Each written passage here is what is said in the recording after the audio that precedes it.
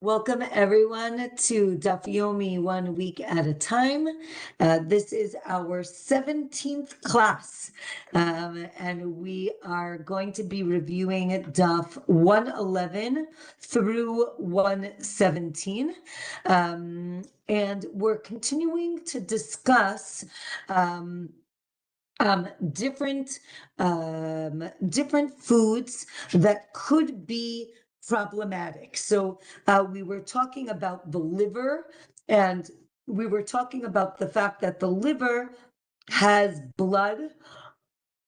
The liver has blood inside of it, and therefore it might be problematic to cook different things with liver or when we're cooking it. So the Gemara on 111 tells us that when liver is being cooked with other things, so then everything is permitted, but only if it was seared or scalded first, because then it kind of like seals things inside and the blood doesn't mix with other things.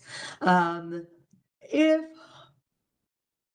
So the Gemara gives an example of somebody who wouldn't eat liver in Rav Nachman's house, and then there was a machluket, right? Does it discharge its blood?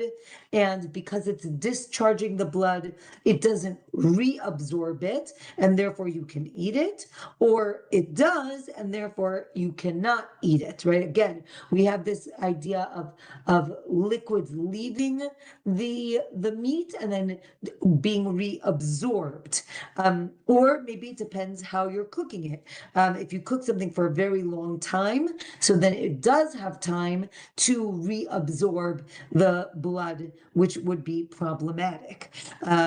Right? If you find an artery in the liver that has blood in it, that is problematic. So what should you do? You cut it lengthwise and crosswise, and then you roast it cut down, and then that's how the blood drains. With a spleen, you do not need to cut it, even though it's red. It's actually, the spleen is seen as meat as opposed to the liver, which is seen with something with a lot of blood vessels, and therefore it is problematic.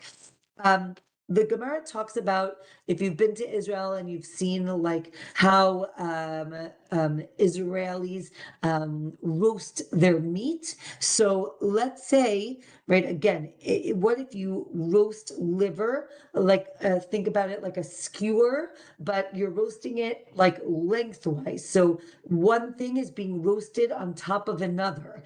So you can roast the liver over another piece of meat. And we say that the blood isn't absorbed into the piece of meat that's underneath it. But you cannot do this with the udder because the milk will cling to the meat, right? So there's this idea that the blood will kind of drip off the meat, but milk would be absorbed into the meat. Okay, what if it's below the meat? So then for sure it's fine. And if it's above, so then really you shouldn't do that. But if you do it, really it is okay.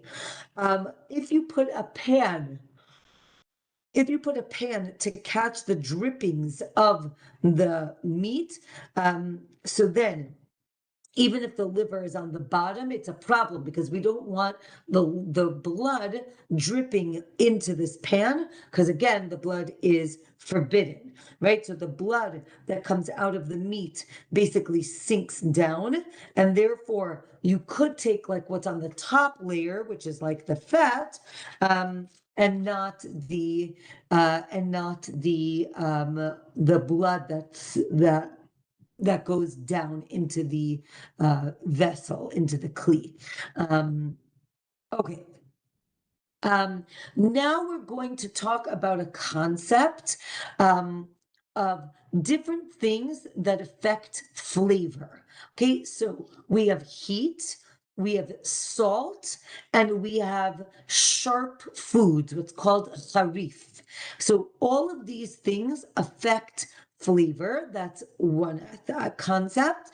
The other concept is what's called ta'am rishon, which is, I guess we can call like the first flavor, which gets absorbed into the utensil.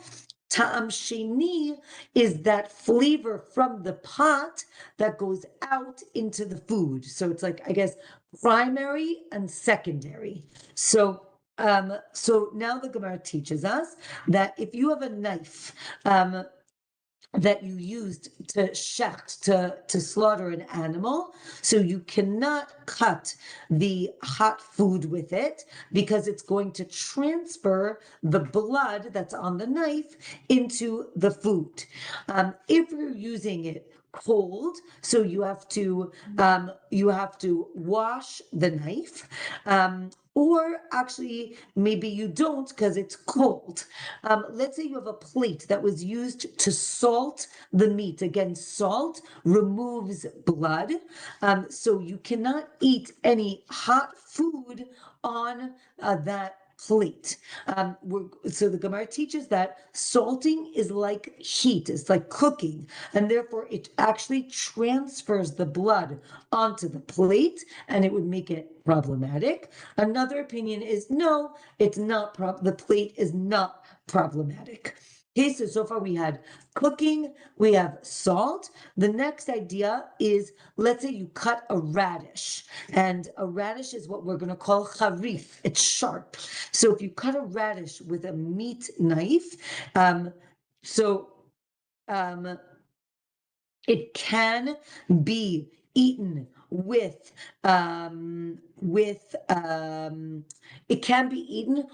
a dairy condiment. Okay, it's called kutach. Kutach was eaten in the time of the Mishnah and the Gemara, and it's like a dairy kind of a condiment. And the Gemara says that actually, hold on a second. Why is this? So the Gemara actually says that the radish absorbed something that is kosher, right? And as opposed to the plate, which absorbed blood, meaning you're not allowed to eat the blood. But again, then the Gemara says, but wait a minute, okay, that it's kosher, but it's still meat and milk, and which is a problematic. So we say, no. Rather, you have to taste the radish to see if it tastes like meat. And if it tastes like meat, then you cannot eat it. But you can't taste the plate because it has blood in it. And also you can't taste the plate. But okay. Right, and maybe you can have the non-Jew taste it to see if he tastes the blood. Okay, let's say you have a fish on a plate, and the fish is hot from a grill, and you put it on a meat plate. So it cannot be eaten with kutach, with the dairy. The idea is, again, the primary flavor is meat, and therefore problematic, or really it's okay. Here's the next topic, the next principle, extremely fundamental principle in eat with meat and milk. The principle is what's called noten ta'am, bar noten ta'am. And in halachic writings, this is shortened into nut bar nut, which basically means that you have flavor from another flavor. Like we talked about, this is not primary flavor, rather secondary flavor, right? The flavor that comes out of the pot or the plate. And therefore, again, it's a machloket if nat bar nat is problematic or not.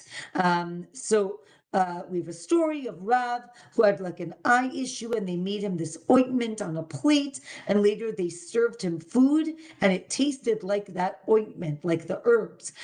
So the Gemara says that's called ta'am rishon, but maybe only because the herbs were very strong, and that's why he could taste it.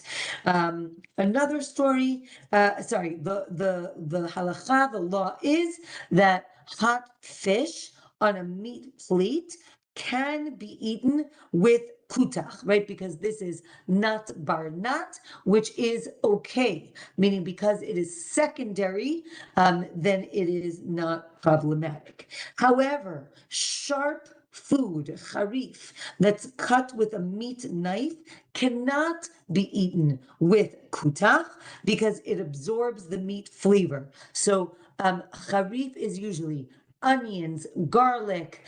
Here it has radishes, something that's sharp.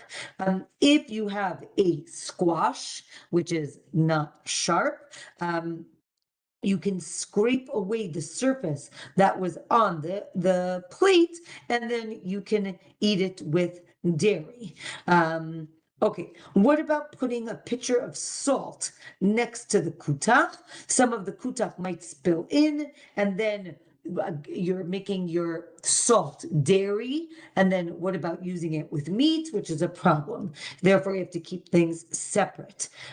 Vinegar next to kutach is okay.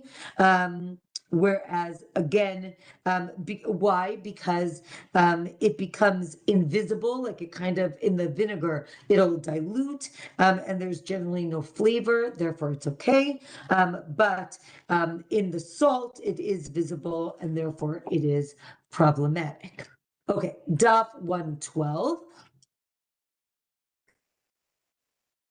If you have like chicken, well, here it's a slaughtered pigeon that falls into kutach. So again, we'll talk in a minute about birds, fowl, and dairy, milk. But here, let's say it fell into dairy, you can actually just wash it off and eat the meat. It doesn't absorb the flavor because everything is cold, right? This is only when it's raw, but if it was roasted and then it happened, you need to peel away the top layer because the assumption is that because it's hot, it's going to absorb the flavor. So you have to peel away the top layer. But if it's cracked on the outer surface, then the whole thing is forbidden because we assume that it absorbed into the meat. Okay. If you have roasted meat that's very red, you can cut it over a loaf of bread. And again, the assumption is that there's blood there, and the blood becomes asur, becomes prohibited. We assume that, again, the blood got absorbed into the bread. We're not talking about like juices or gravy or anything like that. We're talking about like actual blood. We said that you cannot catch the drippings of the roasted meat till there isn't any blood coming out of it, and then you can. Again, the pressure of a knife can also like force out the blood, and that would be okay. Okay, let's go to salting. Fish and birds salted together. The bird, again, fowl, chicken, the bird is prohibited. Sorry, the bird forbids the fish. Let's say you had a vessel with a hole in it, and then you have a fish with the issue is that the fish, its skin is very thin, and therefore it absorbs the flavor very quickly. As opposed to the bird's skin is much thicker. Therefore, when you put the fish and the birds together, the fish is going to absorb the meat flavor and not vice versa.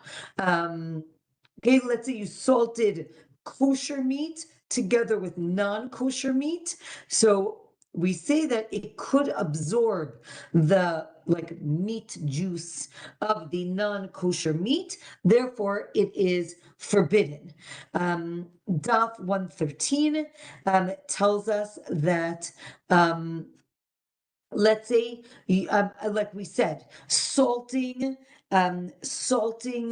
is like cooking, and therefore it is forbidden. And this applies to the blood and the juice of the meat. If it's, let's say, a kosher fish, you're salting a kosher fish with a non-kosher fish, so that is okay, because the idea is that the rate of absorption and what's the opposite, right? Where the flavors come out of it, is going to be the same. And so if if each one of them is releasing flavor, it's not going to be absorbing flavor at the same time. Okay. We're still on Daf 113. Then the Gemara says that, let's say one opinion is you have to salt it and the meat or the fish, then it gets washed, or maybe you have to wash it, salt it, and wash it again. And the Gemara says another opinion is that everyone agrees that you have to wash it, then salt it, and then wash it again.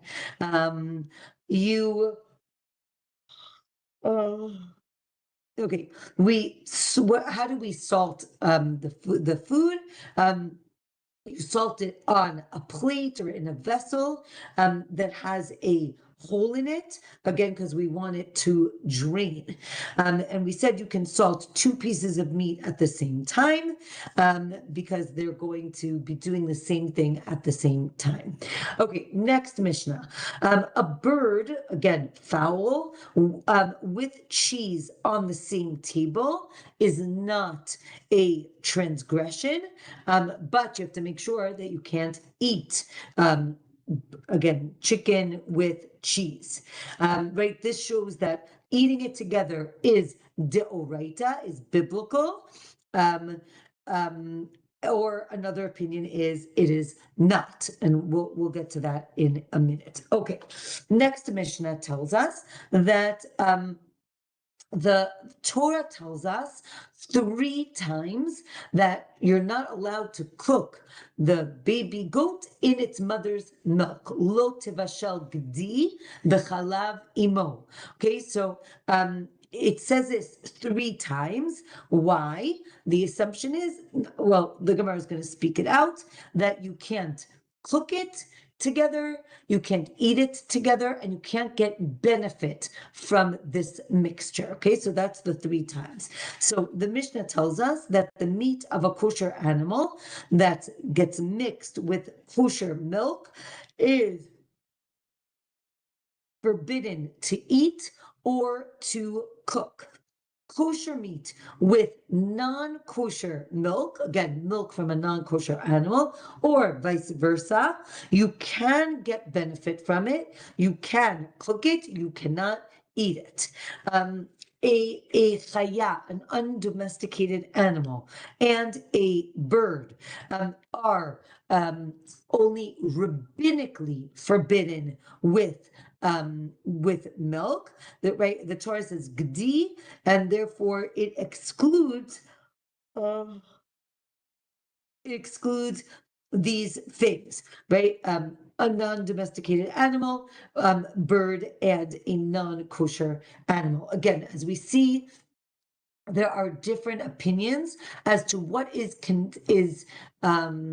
included in this prohibition.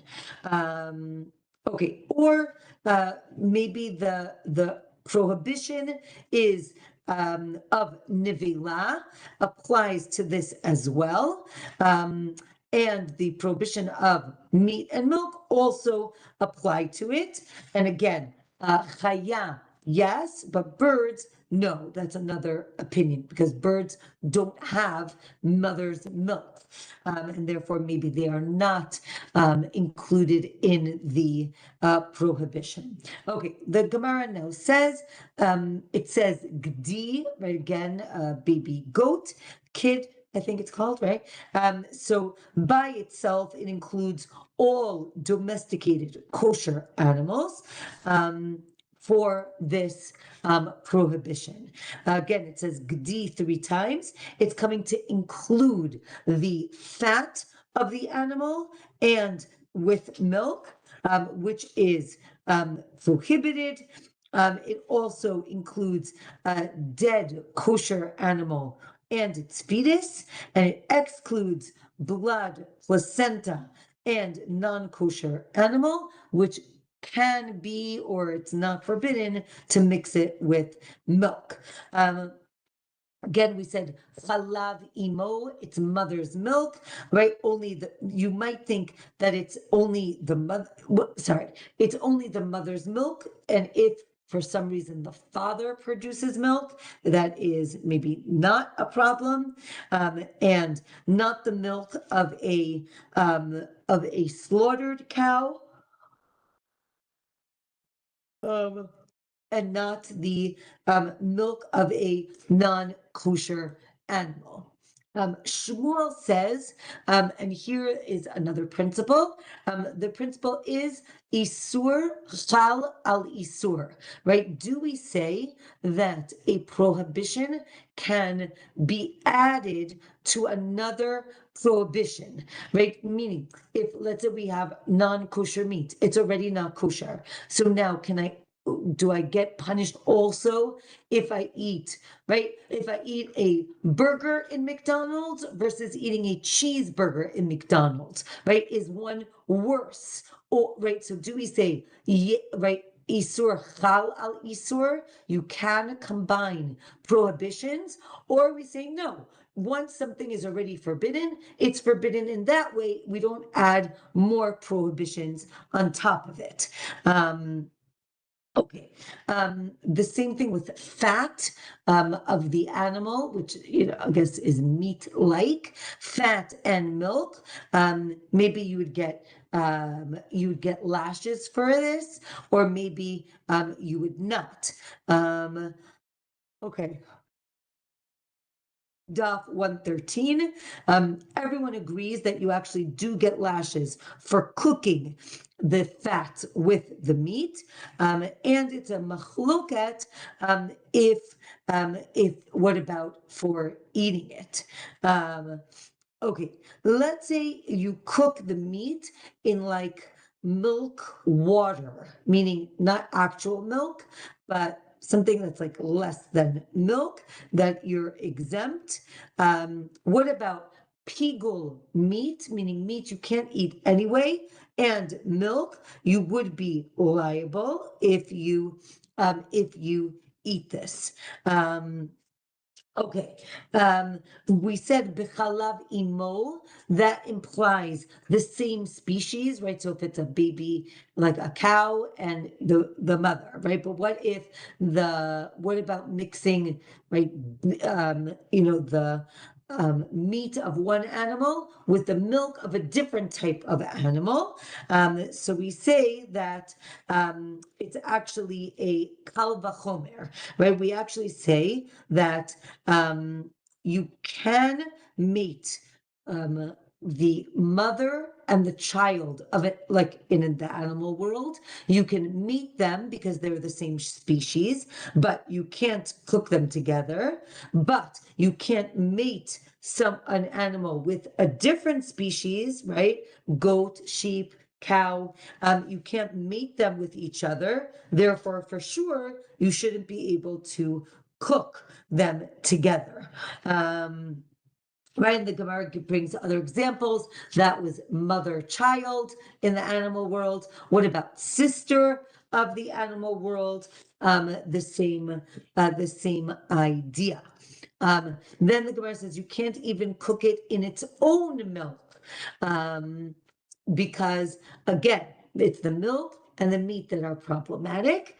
Then the Gemara talks about the the offspring, the byproduct, which is the child, the baby animal, the fruit, a seed, and the aim, the mother. But it's not necessarily the mother, because it could also be the mother animal, the mother plant, right? So you can't cook in the mother's milk. Therefore, you for sure can't cook it in its own milk as well. Right? So the Gemara talks about parallel cases where again, there's the parent and the offspring, where the issue is less problematic between the parent and the offspring and more problematic between the two offsprings, right? What we would call maybe the siblings. So it talks about, let's say, a horse and a mule, or a slave, right? Human being. You have like the parent slave and the child versus the sibling, right? Also, with kilaim, with mixing species, all of this needs a verse to teach these things. Okay, so we said that you can't eat meat and milk, right? The verse teaches that if you can't create something, if I can't cook it, meaning then I for sure can't eat it. So again, right, it says you lo yuchal, you can't eat it more than once, therefore you can't eat it, and you can't get benefit from it.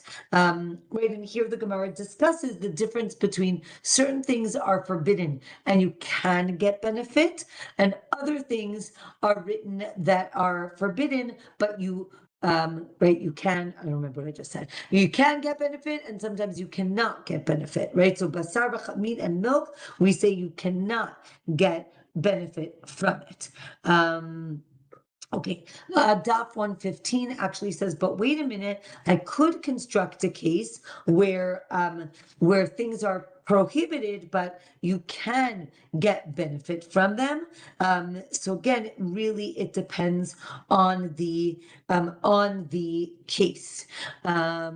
All right, another source. So again, each rabbi is bringing a different source for how we know that we can't eat meat and milk together. So another source is taken from the Korban Pesach, the sacrifice we bring on Pesach, where you can't eat the Korban Pesach a certain way. And it says you have to, it says mivushal, cooked, right? So another type of cooking is also forbidden. What is that? Meat and milk. Another source, first of all, the Gemara tells us that you have to learn these things in the verses, you have to learn them in context, and you cannot take it out of context most of the time. Okay. Okay, then the Gemara says that we learn it maybe again. We said lo tevashel gdi b'chalei v'imo is written 3 times, therefore it's forbidden. Another is its connection of meat and milk to trefa, again, which you cannot eat it, and it's connected to orla. Orla is the first 3 years of a tree's life. The fruit is not allowed to be eaten, but orla, right? Again, you're not allowed to get benefit from this fruit. And then we also compare it to chametz, right? Leavened bread or food on Pesach.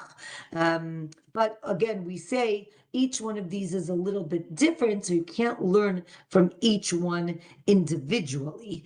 Okay, Daf 116 says that again, different kilaim, what we call kilei hakerem, which is vineyards, a grape, and grain that grew together is forbidden. But we learn that it's only forbidden when it starts to grow or when it has roots.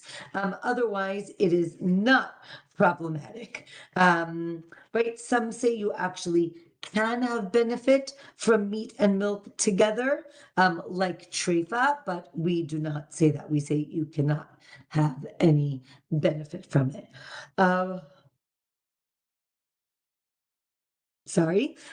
Rabbi Akiva says that fowl, that birds, chicken is not included in the prohibition of meat and milk, because he says again, ein isur chal al isur, and therefore he says that it's not applicable here. Rabbi Yossi Galili says that the chaya, the undomesticated animal, is included in the prohibition. And Rabbi Kiva says it's only derabanan, it's only rabbinic. Or maybe Rabbi Yossi says that the birds are a mutar, are totally permitted to be eaten with cheese. We do not say that, but Rabbi Yossi clearly does, and you could eat it with milk. Again, he says because the mother does not have any milk. Okay, next Mishnah.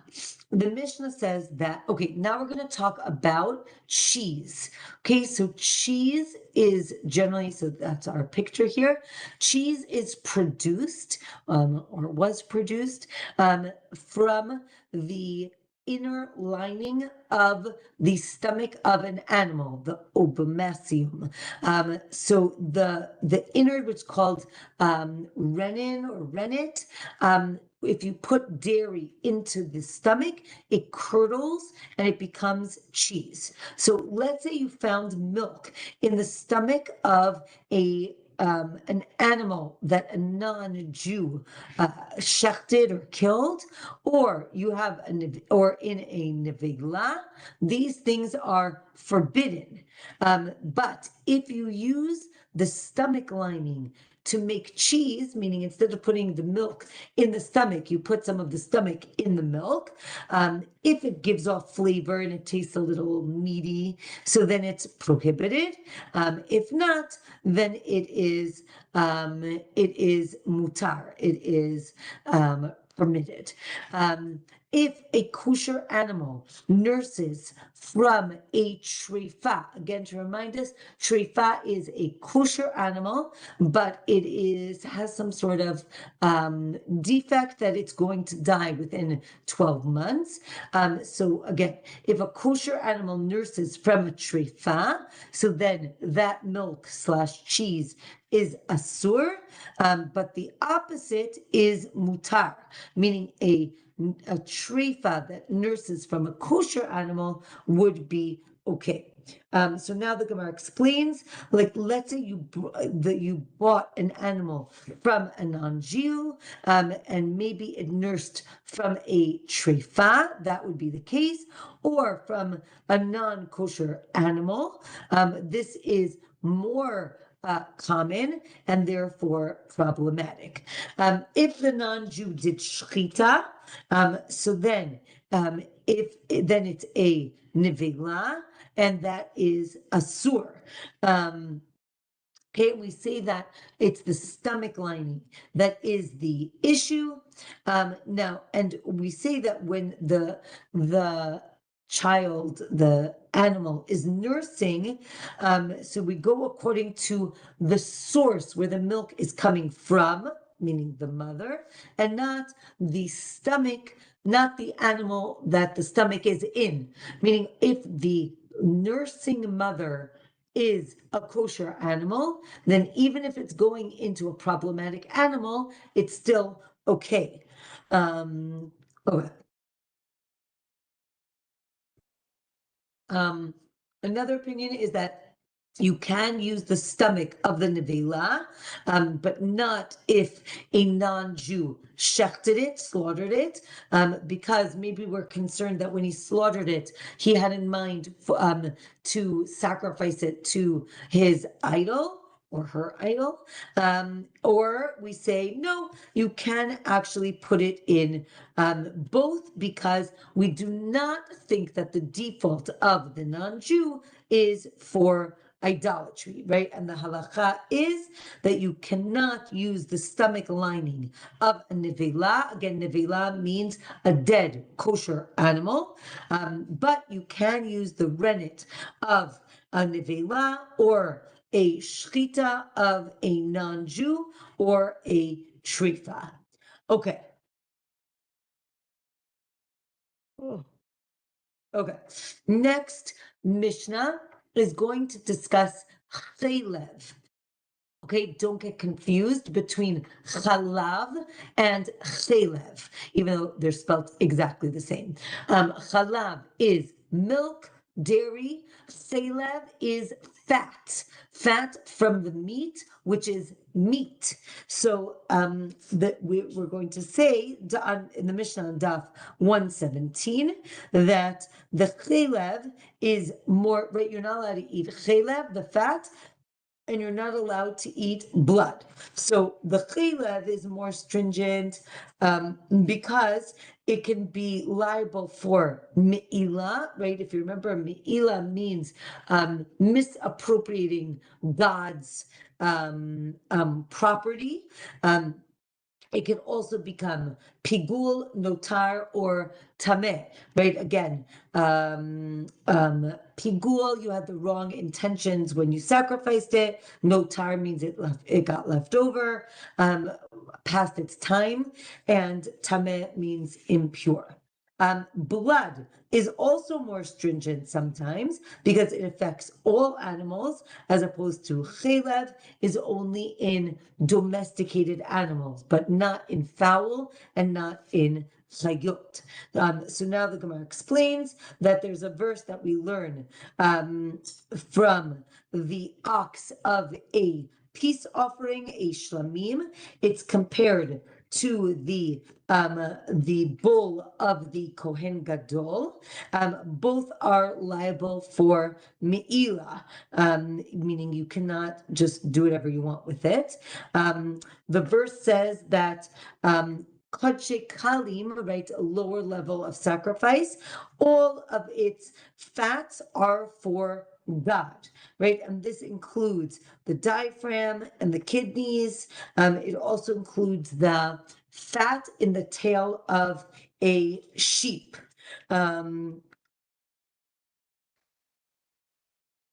Okay, we say that there's no me'ilah with blood because it says the word lachem. The blood is for us, for you. Therefore, it's considered the person's property or to be able to be used. Also, blood is used for atonement, and therefore it's not me'ilah if you use it.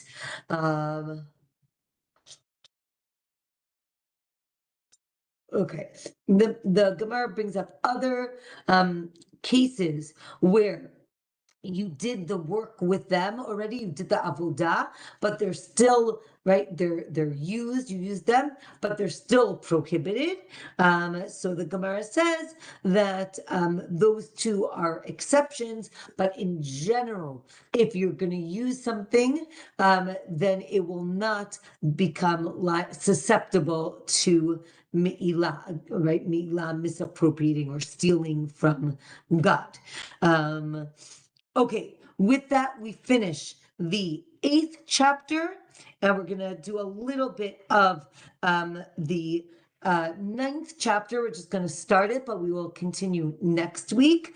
Okay, this chapter is going to be talking about impurity of food, whether it is susceptible to that impurity or does it transfer or convey impurity, right? So one is called tumat ochlin, and you need a kazait, an olive amount, to become impure.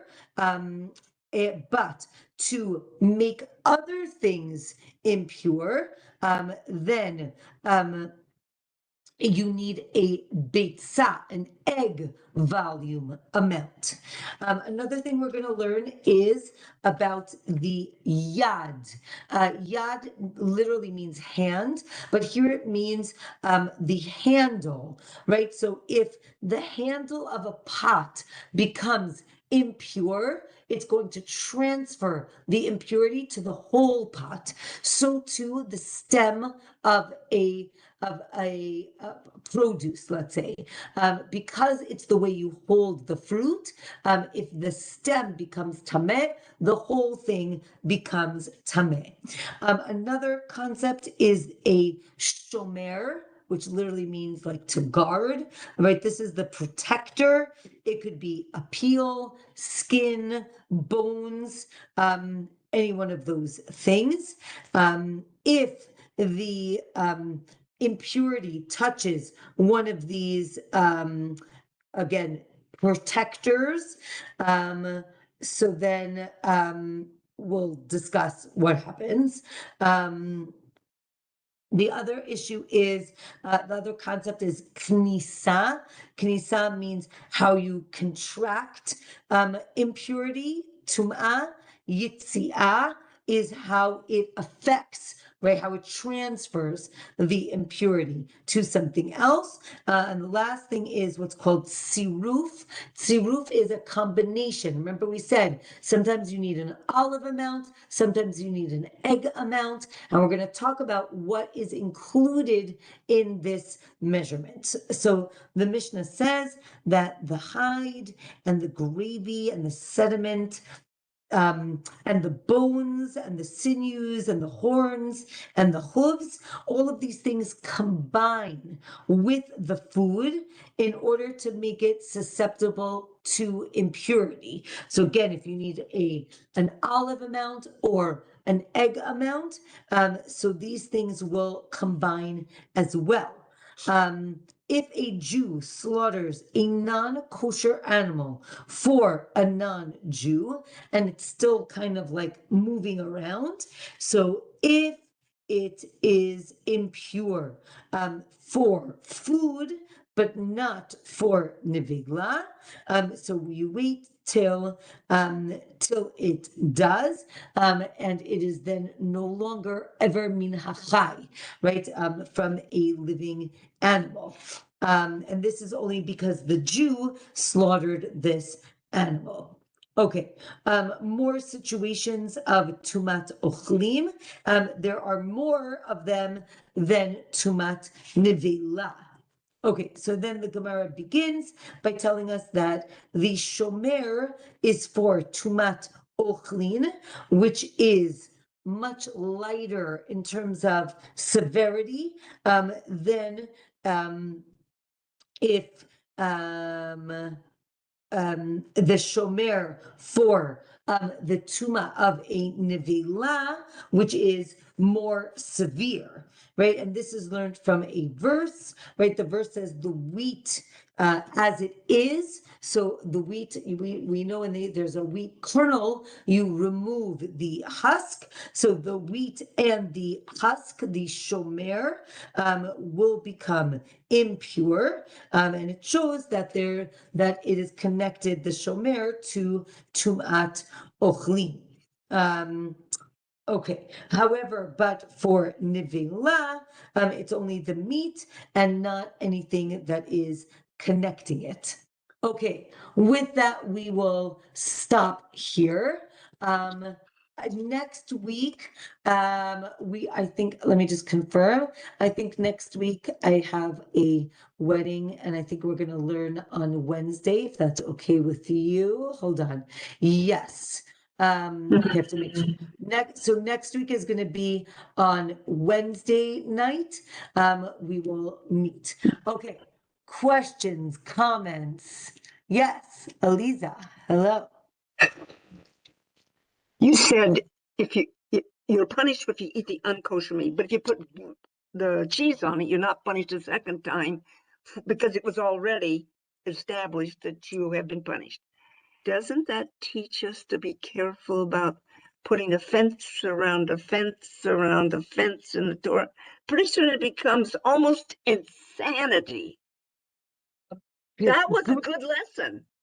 Okay, great question. First of all, it's a machloket if we see that it's a double issue. Again, this is not a fence. The question is, does this prohibition is it applicable to this type of situation or not? It's not about creating fences. It's just understanding what is included in the prohibition. And we actually say that it is problematic, meaning one would say it's more problematic to have the cheeseburger from McDonald's than just having the regular burger from McDonald's, meaning where it's double. That's the idea.